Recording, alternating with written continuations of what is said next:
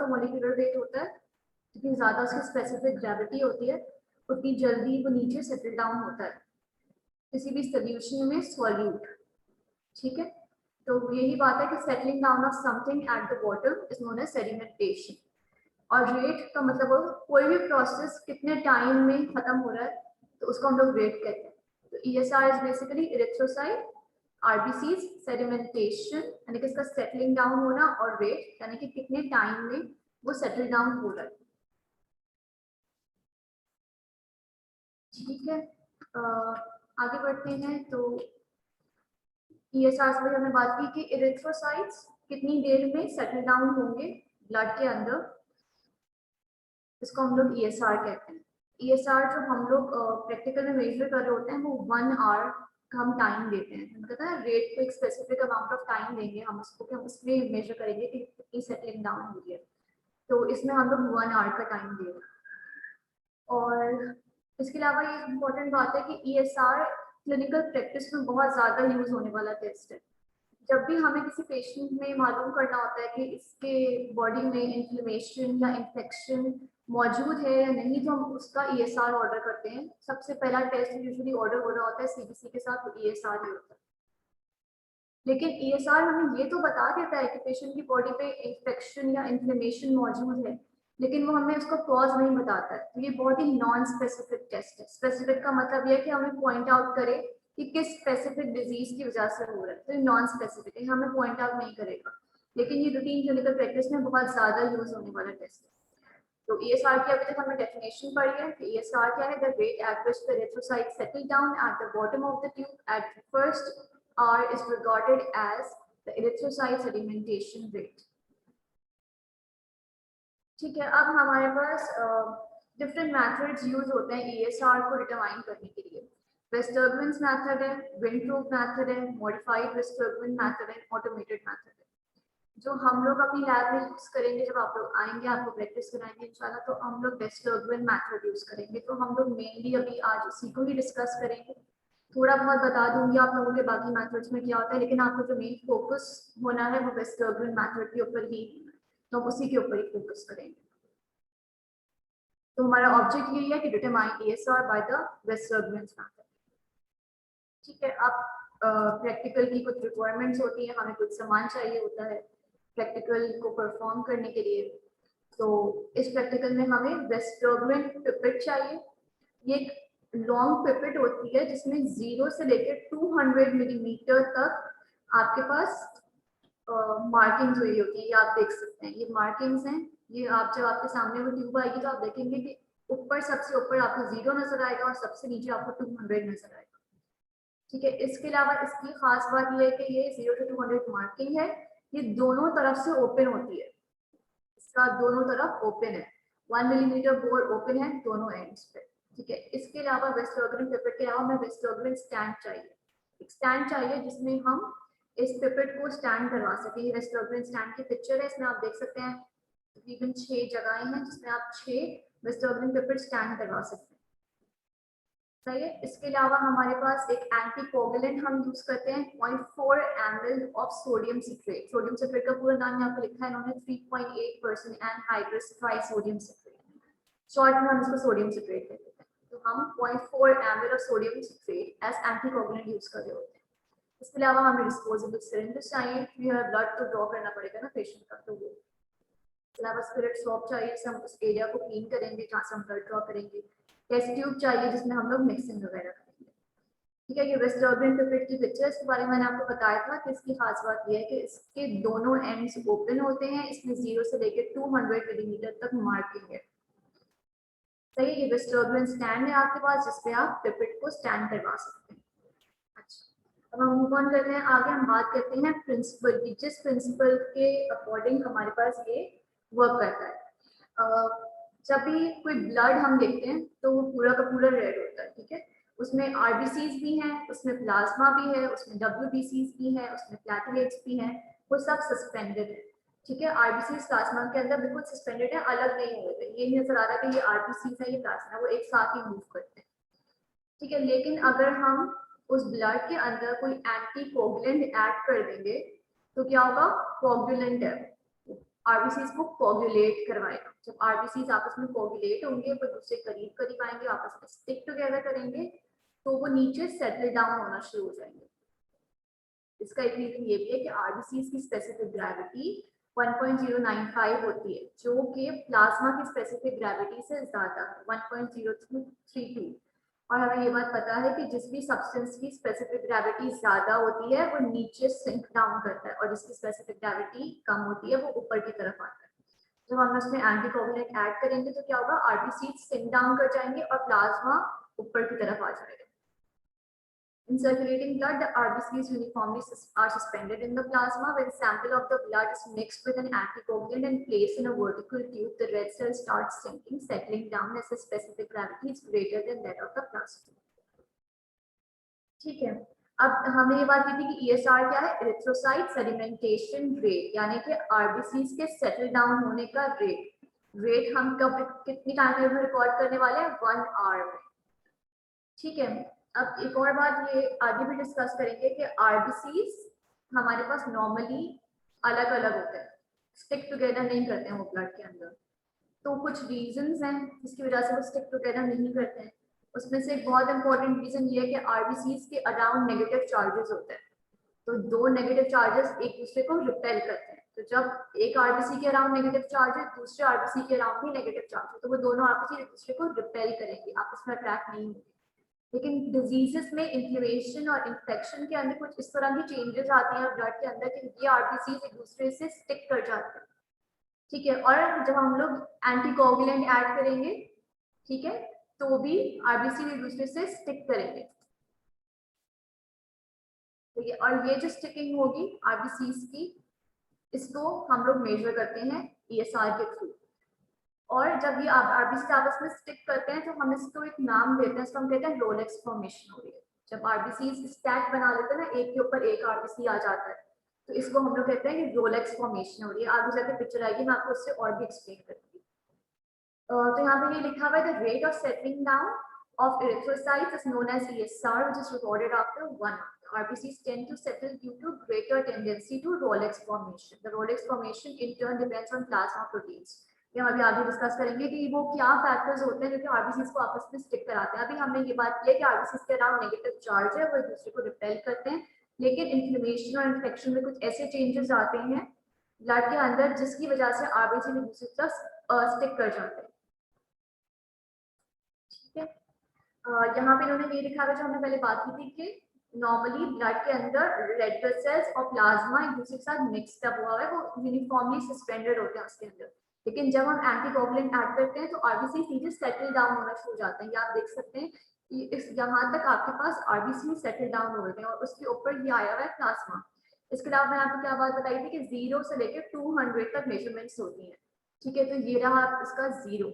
जब हमने ब्लड भरा था तो यहाँ तक पूरा ये रेड था। 1 घंटे बाद जब हम नोटिस करेंगे तो हम देखेंगे कि ये आरबीसी कितना सेटल डाउन हुए हैं, और जितना ये सेटल डाउन होंगे इस चीज को हम कहते हैं ESR, distance erythrocytes have fallen, erythrocyte sedimentation rate. ठीक है, अब इसका मैकेनिज्म पढ़ते हैं कि ये प्रैक्टिकल जो हमारे पास आ रहा है रोलेक्स में अभी आगे बताऊंगी, पिक्चर्स के साथ और एक्सप्लेन कर दूंगी। अगर तब समझ नहीं आएगा तो दोबारा आप प्लीज सवाल कर देगा। ठीक है, ESR is determined by the interaction between the factors that promote and resist sedimentation. मैंने बताया था कि हमारे ब्लड में नॉर्मली कोई यूनिफॉर्मली सस्पेंडेड हैं, क्यों? क्योंकि उनके अराउंड नेगेटिव चार्जेस हैं, लेकिन इन्फ्लेमेशन एंड इन्फेक्शन के अंदर कुछ चेंजेस आते हैं। वो चेंजेस ये होती हैं कि प्लाज्मा प्रोटीन्स जो होती हैं ना, फिब्रिनोजेन, ग्लोब्यूलिन्स वगैरह, जो हमारे प्लाज्मा के अंदर प्रोटीन्स मौजूद होती हैं, ये इस नेगेटिव चार्ज जो कि आरबीसीज के अराउंड होता है ना, इसको न्यूट्रलाइज करती हैं। सही है, तो जब इसको न्यूट्रलाइज कर देती है तो वो नेगेटिव चार्ज नहीं रहता और आरबीसी एक दूसरे को रिपेल नहीं करते, तो आपस में स्टिक होना शुरू हो जाते हैं। जब वो स्टिक होना शुरू हो जाएंगे तो यानी कि वो सेडिमेंट ज्यादा होंगे, तो ये चीज सेडिमेंटेशन को प्रमोट करती है। तो ESR में नॉर्मली क्या है, RBC settle down slowly as it do not form rouleaux. Rouleaux नहीं बनता, रोलेक्स में बताती हूँ अभी आगे और तो क्या होता है। Instead, they gently repel each other due to the negative charge on their surface resist sedimentation. ये negative charge जो है ये sedimentation को resist करता है। ठीक है, रोलेक्स क्या है, stacks of many RBCs that become heavier and sediment faster. ये रहा रोलेक्स, ये देख रहे हैं आप, ये आरबीसी है, ये भी आरबीसी है, ये सब पूरी चेन बन गई है, आप उसमें स्टिक कर गए। ठीक है, इस चीज को हम कहते हैं, इस स्टैकिंग को, इस स्टिकिंग को हम लोग कहते हैं रोलेक्स। ये रोलेक्स फॉर्मेशन के बाद rouleaux are steps of many RBCs that become heavier and sediment faster. जब आरबीसीज आपस में स्टिक करेंगे तो उनका मास बढ़ जाएगा, उनका वेट बढ़ जाएगा, तो इसकी वजह से वो जितना वेट होगा उतनी ज्यादा जल्दी वो सेटल डाउन करेंगे। सही, तो normal RBCs slowly settle down करते हैं क्योंकि ये रोलेक्स नहीं बनाते हैं, क्योंकि इनके अराउंड नेगेटिव चार्ज होता है। सही है। अब प्लाज्मा प्रोटीन्स जो है हमारे पास, जैसे कि fibrinogen, they adhere to the red cell membrane and neutralize the surface negative charges, promoting cell adherence and Rolex formation. तो ये फिब्रिनोजन वगैरह क्या करती हैं कि ये न्यूट्रलाइज करती है नेगेटिव चार्ज को, जिसकी वजह से एडहेरेंस प्रमोट होती है और रोलेक्स फॉर्मेशन होती है। Segregated RBCs and Rolex formation have a higher ratio of mass to surface area। मैंने बताया था कि इनका मास बढ़ जाता है जब ये आपस में स्टिक करते हैं, as compared to single RBC, hence shrink faster in the plasma। जितनी ज्यादा स्टैकिंग होगी उतनी ज्यादा फास्ट श्रिंकेज होगी RBCs की, जितनी ज्यादा फास्ट श्रिंकेज होगी उतना ज्यादा ESR होगा। ठीक है,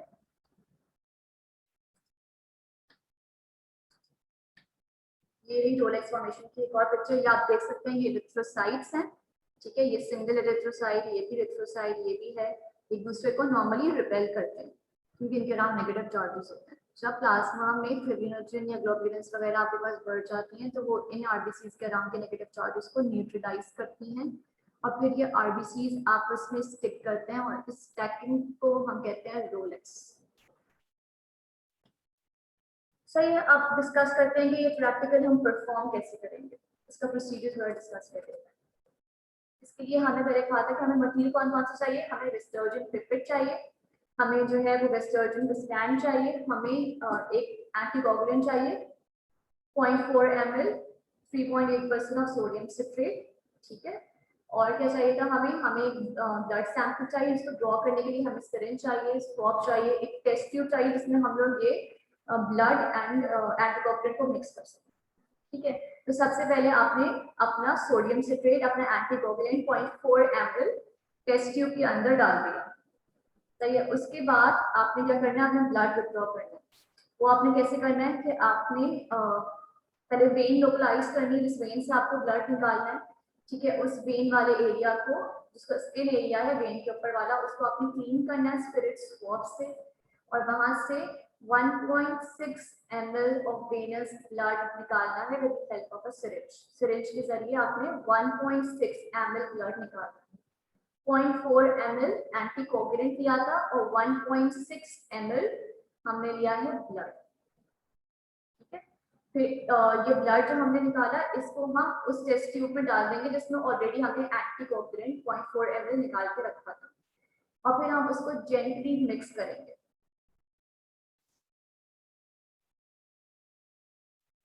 यहाँ पर ये टेस्ट ट्यूब ली, इसमें हमने 0.4 ml सोडियम सिट्रेट लिया और इस सिरिंज के जरिए जो हमने ब्लड ड्रॉ किया था वो हमने डाल दिया टेस्ट ट्यूब में। ठीक है, अब हम क्या करेंगे कि इस टेस्ट ट्यूब के अंदर हम वेस्टर्बिन पिपेट डालेंगे और इस पिपेट से हम ब्लड सक करेंगे। ब्लड कितना सक करेंगे, अप टू द 0 मार्क। यहाँ पे जो आपको 0 मार्क नजर आ रहा है यहाँ तक ब्लड सक कर लेंगे हम। सक करने के लिए सक्शन पंप यूज किया है इन्होंने, जो कि टेस्ट ट्यूब के ऊपर लगाया है। ठीक है, यहाँ तक 0 तक इन्होंने ब्लड सक किया। उसके बाद ये जो वेस्टर्जन पिपेट है ये इन्होंने वेस्टर्जन स्टैंड के अंदर वर्टिकल पोजीशन में रख दी, और फिर 1 आवर के बाद इन्होंने देखा कि अब इसमें क्या चेंज आया है। ठीक है, यहाँ तक पहले ब्लड था 0 तक, फिर क्या हुआ, आरबीसी सेटल डाउन होना शुरू हुए तो ये 12 तक आ गया। आप देख रहे हैं यहाँ पे 12 पे आ गया, तो इसका इरिथ्रोसाइट सेडिमेंटेशन रेट 12 है। सही, यहाँ से दोबारा पढ़ लेते हैं। Transfer 0.4 ml of anhydrous trisodium citrate, in simple words sodium citrate, which is an anticoagulant, in a test tube. तो आपने 0.4 ml एंटीकोगुलेंट टेस्ट ट्यूब में डाल दिया। Clean the skin area over a large when with a spirit swab and collect 1.6 ml of venous blood with the help of a syringe. Remove the needle from the syringe and transfer the blood to the tube containing anticoagulant solution. Mix well gently. Draw the anticoagulant blood to the zero mark of a chemically cleaned Westergrens pipette and place it in the Westergrens tank. Make sure that the pipette stands vertically and evenly in the grooves provided. Record the calibration on the pipette by taking the upper level of the settled erythrocytes at the end of an hour.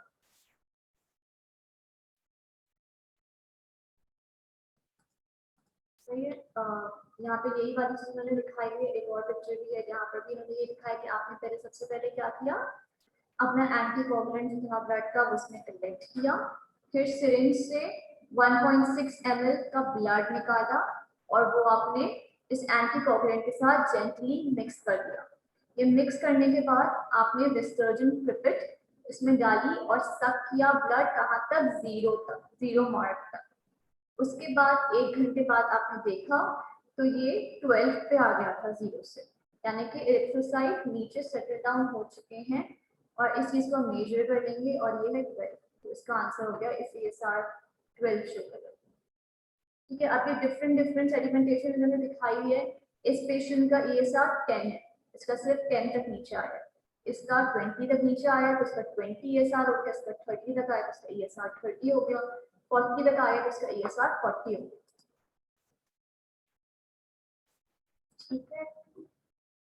अच्छा, मैंने शुरू में बात की थी कि हमारे पास ESR को मेजर करने के डिफरेंट मेथड्स हैं, जिसमें हमारे पास वेस्टर्जन्स मेथड है, मॉडिफाइड वेस्टर्जन्स मेथड है, विंट्रोब मेथड है और ऑटोमेटेड मेथड है। मैंने कहा था कि हम अपनी लैब में जिससे परफॉर्म करते हैं वो वेस्टर्जन्स मेथड से करते हैं, लेकिन विंट्रोब मेथड भी यूज होता है। तो सिंपल मैं आपको बेसिक डिफरेंस बता देती हूँ कि क्या होता है विंट्रोब एंड वेस्टर्जन के बीच में।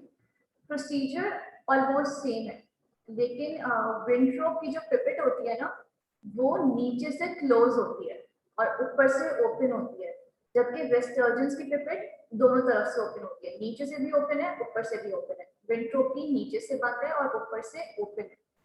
इसके अलावा विंट्रोब की जो पिपेट है वो छोटी होती है देन वेस्टर्जन की पिपेट से, और तकरीबन इस तरह अगर वेस्टर्जन की पिपेट 200 ml ब्लड उसमें आ जाता है तो विंट्रोब में तकरीबन 110 ml ब्लड आता है, तो इसलिए उसमें लेस वॉल्यूम आता है। इसके अलावा हम वेस्टर्जन में एंटीकोगुलेंट कौन सा यूज कर रहे थे, सोडियम सिट्रेट, जबकि विंट्रोब मेथड के अंदर हम लोग EDTA यूज करते हैं एज एंटीकोगुलेंट। तो 3 बेसिक डिफरेंसेस आ गए।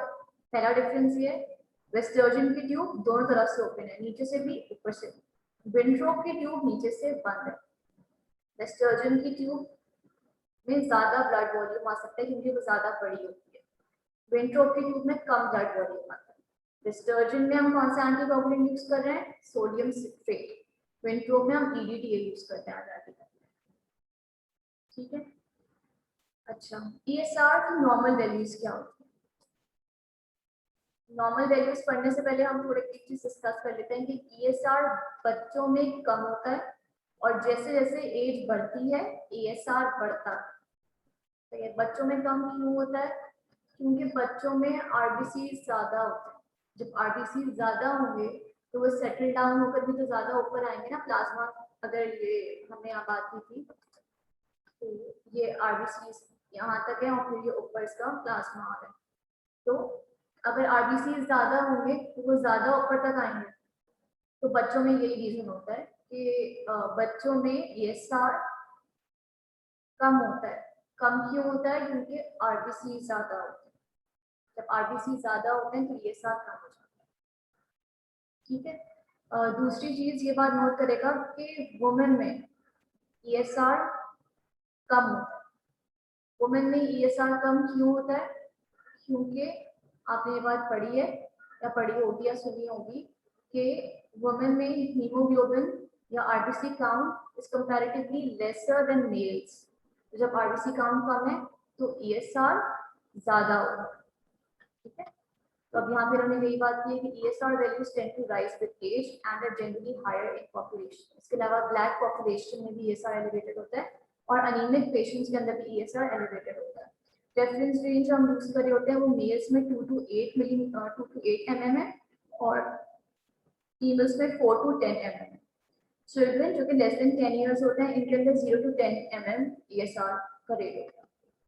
ESR बच्चों में कम है, बड़ों में बढ़ता है और फीमेल्स में ज्यादा होता है as compare to males. ESR is less in infancy due to higher number of RBCs।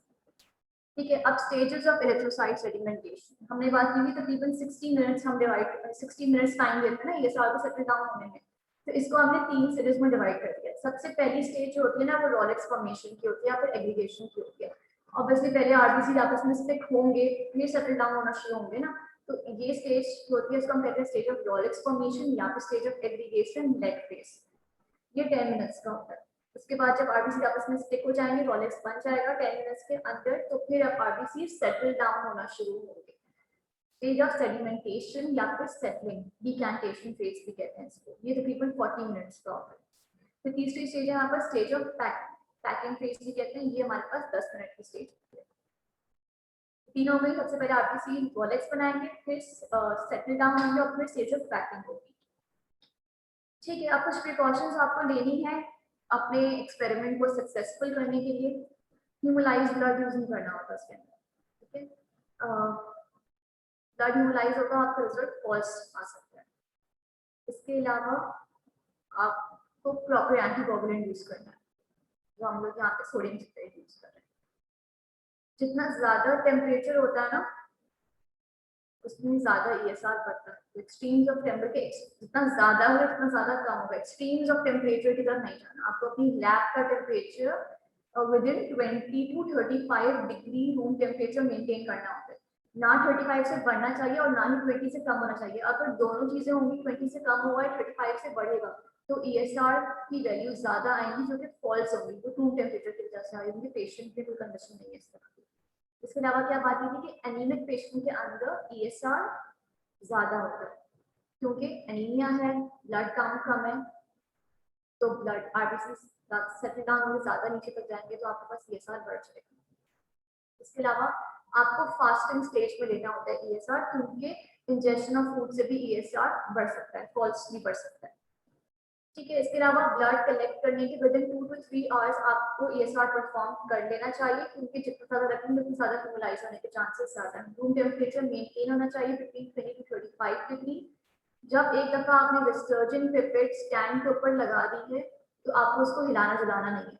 आप उसको हिलाएंगे जुलाएंगे उसका रिजल्ट खराब हो सकता है। ठीक है, फिर एक शार्प लाइन नजर आएगी आपको बिटवीन ब्लड एंड प्लाज्मा। ठीक है, ब्लड कौन सा होगा, आरबीसी कौन से होंगे, रेड कलर के होंगे। प्लाज्मा कैसा होता है, स्ट्रॉ कलर का होता है। बीच में आपको एक बिल्कुल ही ना फाइन शार्प लाइन नजर आएगी।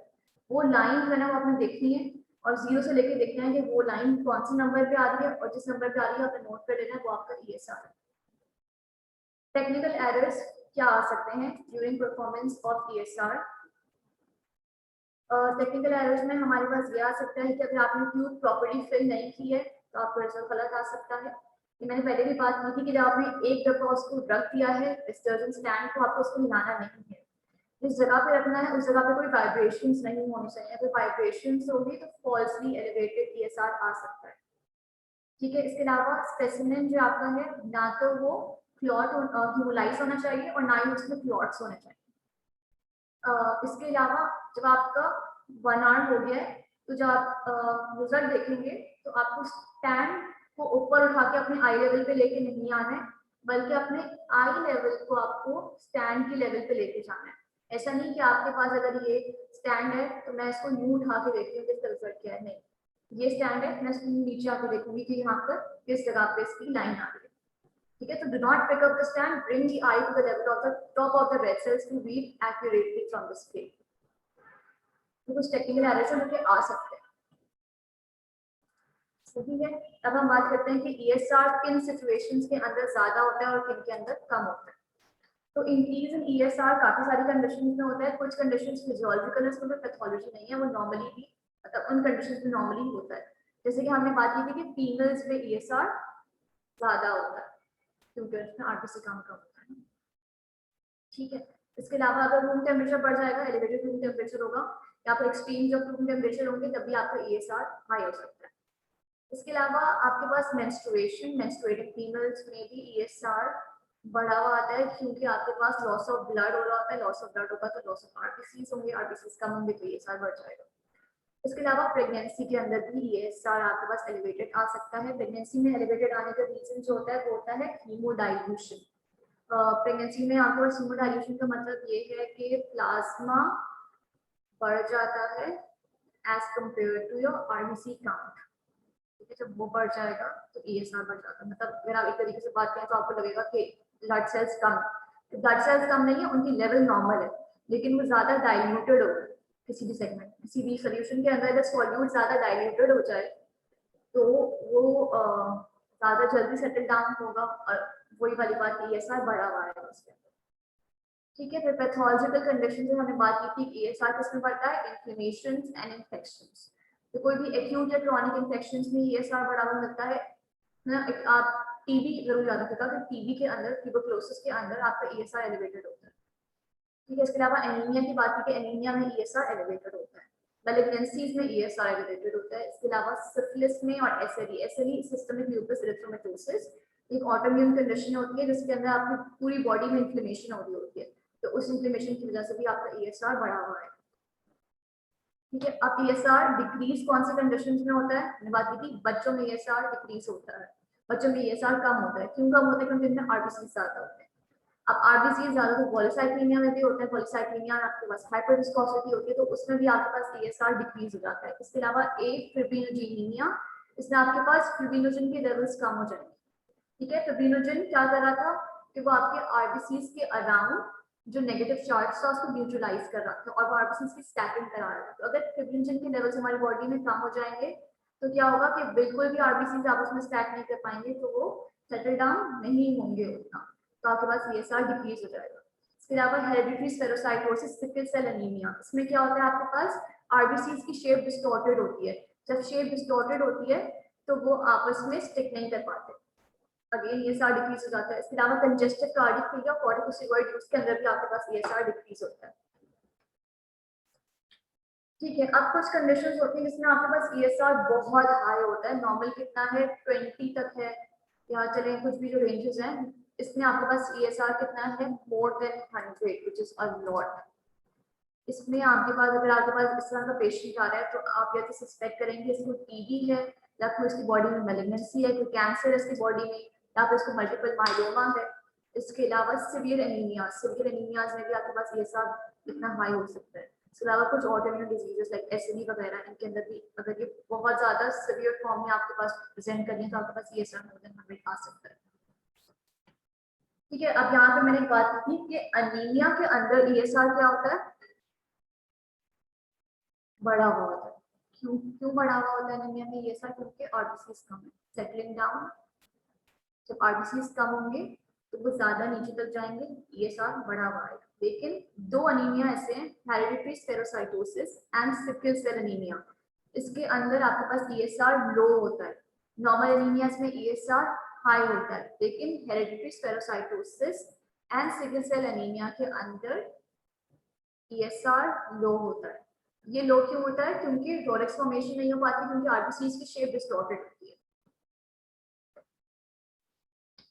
ठीक है, अब एक और बात जो हमने यहाँ पे की थी कि RBCs ESR हम कब देख रहे होते हैं, रूटीन क्लिनिकल प्रैक्टिस के अंदर, इन्फ्लेमेशंस एंड इन्फेक्शंस के अंदर। और एक और बात मैंने क्या बताई थी आपको कि ये बहुत ही कॉमनली यूज होने वाला टेस्ट है, मगर ये स्पेसिफिक नहीं है। ये मुझे ये तो बता देगा कि किसी पेशेंट की बॉडी में इन्फेक्शन या इन्फ्लेमेशन मौजूद है, लेकिन ये मुझे ये नहीं बताएगा कि वो इन्फेक्शन इन्फ्लेमेशन कौन सी है। It's a non specific test. ठीक है, इसके अलावा ये तो इसकी डायग्नोस्टिक इंपॉर्टेंस हो गई ना ESR की, इसके अलावा इसकी प्रोग्नोस्टिक इंपॉर्टेंस भी है। प्रोग्नोसिस होती है कि कोई डिजीज जब मैंने उसको ट्रीटमेंट दी तो वो कितना सही हुई या कितना खराब हुई, ये उसकी प्रोग्नोसिस है उस डिजीज की। यानी कि जब मैं उस पेशेंट को ट्रीट कर रही हूँ तो मैं देख रही हूँ कि कितना सही हो रहा है, क्या ये इम्प्रूव कर रहा है, ये इसकी प्रोग्नोसिस कहलाती है। ठीक है, तो ESR की एक बहुत इंपॉर्टेंट प्रोग्नोस्टिक इन्वेस्टिगेशन भी है डायग्नोस्टिक के साथ। डायग्नोस्टिक तो मैं कर रही हूँ उससे किसमें इन्फ्लेमेशन या इन्फेक्शन मौजूद है, लेकिन इस अगर एक टीबी का पेशेंट है, मैंने उसको ट्रीटमेंट देना शुरू कर दी, एंटी ट्यूबरकुलोसिस थेरेपी मैंने उसकी स्टार्ट कर दी, 3 महीने बाद मैं उसका ESR करा के देखूंगी इसका ESR डिक्रीज हुआ, क्योंकि अगर ट्रीटमेंट अच्छी रिस्पॉन्स दे रही है तो उसकी बॉडी में इन्फेक्शन इन्फ्लेमेशन कम होनी चाहिए ना, अगर वो कम होगी तो उसका ESR भी कम होना चाहिए। It's a very important prognostic investigation as well, diagnostic तो है, प्रोग्नोस्टिक भी है। ठीक है, repeated estimation is done during treatment period. Progressive decrease in ESR shows patient is improving and the treatment is effective. तो जितनी उसकी अच्छी रिस्पॉन्स आएगा उतना मुझे पता चलेगा कि इसकी प्रोग्नोसिस इंप्रूव हो रही है, इसमें चीज सेटल डाउन हो रही है।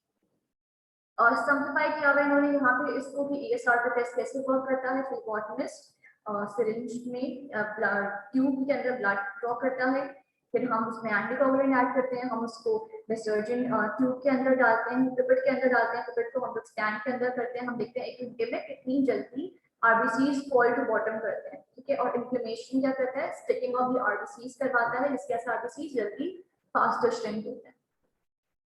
So implementation rate ESR is a non-specific test and is not diagnostic of any particular disease. ये non-specific है, सिर्फ ये बताता है कि बॉडी में इन्फ्लेमेशन या इन्फेक्शन है, लेकिन ये नहीं बताता है कि वो कौन सी है। तो कभी भी आप किसी भी डायग्नोसिस को ये नहीं बेस करते, अगर किसी पेशेंट का ESR हाई आता है, ठीक है, लेकिन उसके अंदर ना कोई इन्फ्लेमेशन इन्फेक्शन के साइंस है, ना हिस्ट्री के ऊपर है, ना एग्जामिनेशन के ऊपर है, ना मुझे कोई और नजर आ रहे हैं, तो फिर इसका मतलब ये नहीं है कि इसके अंदर मौजूद है। सही है, तो फिर हम लोग क्या करेंगे, हम कुछ अर्से बाद दोबारा रिपीट करा के देखेंगे कि ये क्यों हाई आएगा। तो सोलली ESR वैल्यू के ऊपर कभी अपना डायग्नोसिस बेस नहीं कर सकते। ये आपके डायग्नोसिस को असेस कर सकता है, लेकिन इसके ऊपर आप बेस नहीं कर सकते। Interpretation of the results will always be along with patient's clinical history, examination findings and results of other tests done.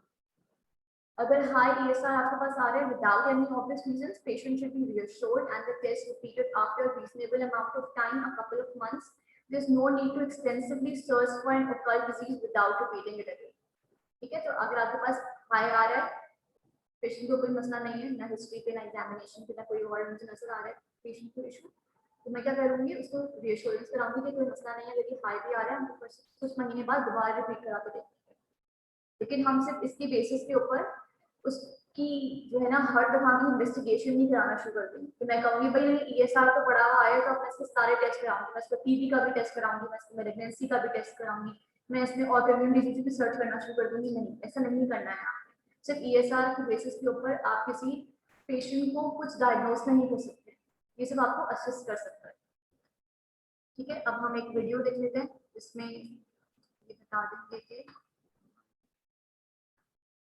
ESR कैसे दिख रही है।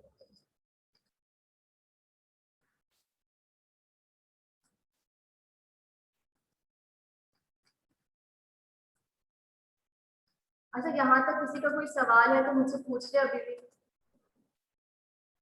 क्योंकि समझा तो मैं चुकी हूँ, अब मैं सिर्फ वीडियो ही दिखाऊंगी, तो आपको कुछ सवाल है, कुछ चीज समझ नहीं आई अभी भी तो प्लीज पूछ लें।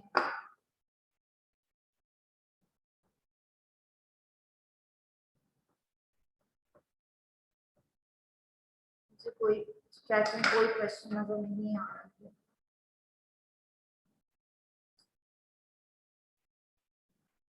किसी का कोई भी सवाल नहीं है, कुछ भी समझ नहीं आया या सब समझ आ गया?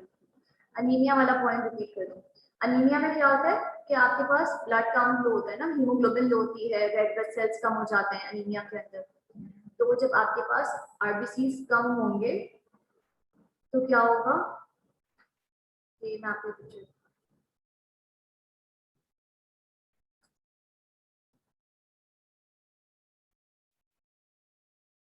इससे ही समझ सकते हैं। अब ये पिक्चर इसमें आप देख रहे हैं कि ये क्या है, ये आपके RBCs हैं जो सेटल डाउन हो गए हैं ब्लड में, और ऊपर प्लाज्मा अलग हो गया। तो जब हम एंटीकोगुलेंट डालते हैं तो क्या होता है कि RBCs नीचे सेटल डाउन कर जाते हैं और प्लाज्मा ऊपर की तरफ आ जाता है। तो अगर किसी पेशेंट के अंदर अनीमिक है, उसके अंदर क्या होगा, ब्लड काउंट कम है, हीमोग्लोबिन कम है, तो RBCs नीचे तक आ जाएंगे ना, क्योंकि कम है, जब कम होंगे तो वो ज्यादा नीचे तक आएंगे, नीचे तक आएंगे तो आपके पास ईएसआर बढ़ जाएगा। ठीक है, सारे एनीमियास में आपके पास ईएसआर ज्यादा होता है सिवाय hereditary spherocytosis and sickle cell anaemia के, उसमें नहीं होता। क्यों? क्योंकि आपके पास आरबीसीज की शेप डिस्टॉर्टेड होती है, शेप डिस्टॉर्टेड होती है तो आपके पास वो स्टिक नहीं कर पाते आपस में। ठीक है, आपके वीडियो हम देख लेते हैं।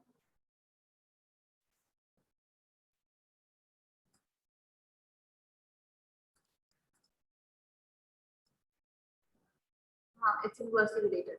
जितना आपके पास एक बार मैंने पहले भी कही थी कि इन्फेंसी यानी कि बच्चों के अंदर क्या होता है कि आरबीसी काउंट ज्यादा होता है तो ईएसआर कम होता है।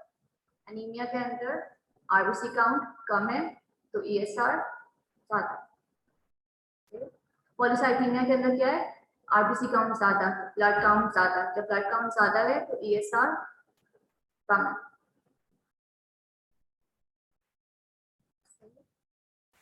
ये वीडियो आप लोगों को नजर आ रही है?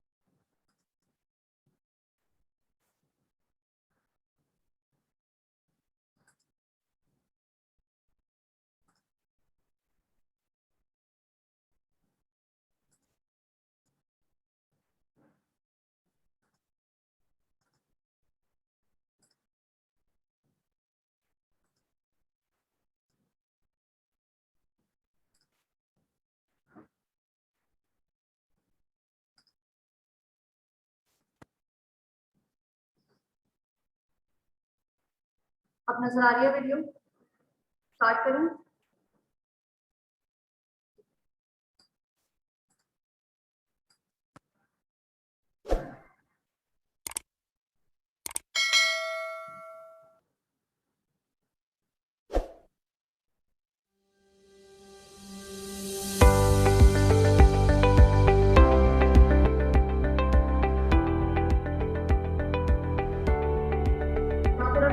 Patient sample and EDTA, EDTA नहीं यूज करते हम लोग, सोडियम सिट्रेट यूज करते हैं।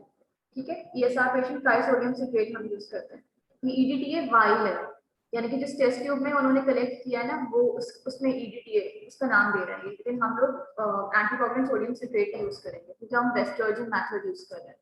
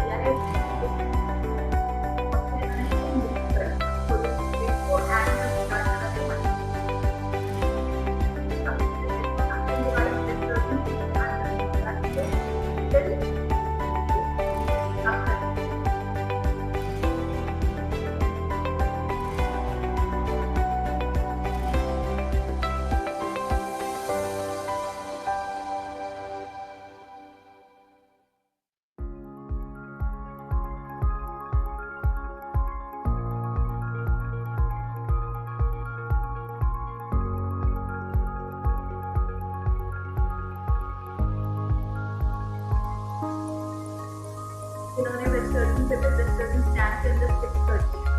टैन को आपने वर्टिकल अपने वर्टिकल करना, टैन को मूव नहीं करना, 1 आवर तक वेट करना है।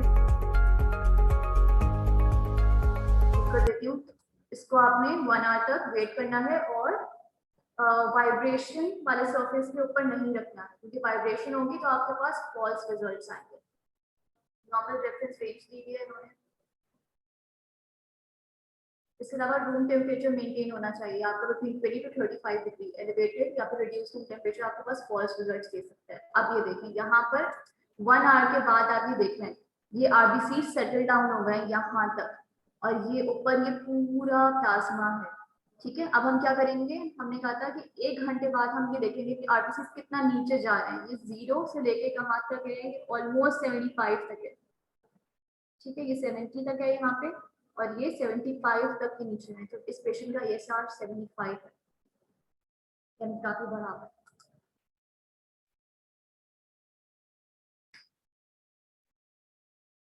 ये बात देखें हमने, इनकी रिजल्ट वैल्यू 75 है। जो 1 आवर में जितनी सेटलिंग डाउन होगी, इरेथ्रोसाइट सेडिमेंटेशन रेट ही है कि आप उसको मेजर करेंगे, रिफ्लेक्स कितना सेडिमेंट करेंगे। इन्होंने मल्टीपल दिखाई दी है। ठीक है, ये 1 2 3 4 5, इन्होंने ये तो खैर पता नहीं कौन सी कलर आया है इसके अंदर। इनमें देखें तो ये आरबीसी की सेटलिंग डाउन इन्होंने दिखाई है।